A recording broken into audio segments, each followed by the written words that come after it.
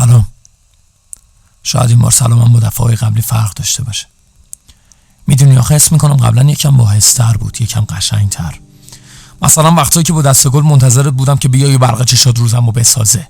اون لحظه وقتی سلام میکردم از ته دل بود، الان نیست. الان فقط میخوام سلام کنم که زشت نباشه. زشت نباشه حرف زدن بدون سلام کردن. میدونی راست میگفتی، من دیوونه تر از چیزی که اطرافیانم فکر میکنن. انقدر دیوونم که راجع به سلام علیک معمولی میتونم بشینم ساعتها مقدمه چینی کنم که فقط به تو فکر بکنم. یعنی در اصل بهونه تویی ها، ولی این وسط یه سلامی هم میکنیم زشت نباشه. پس بذار از اول شروع کنم. سلام، امیدوارم حالت خوب باشه. روزاتو با لبخند بگذرونی، شبهاتو بی گریه بخوابی. امیدوارم دوست داشته بشی. میدونی این که آدم‌ها دوست داشته بشن خیلی بهتر از اینه که دغدغه‌شون خندیدن و گریه کردن باشه. حداقل اگه گریه هم بکنن میدونن یکی دوستشون داره، بغلشون میکنه.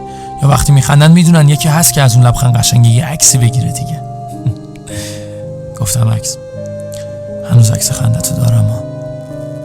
هر از چند یه نگاه بهش میندازم، یاد گذشته میکنم، میگم سلام.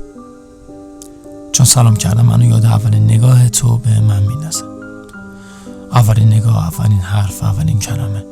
اونجایی که در اومدی تو چشام به چشات دوخته شد. هیچی نگفتیم.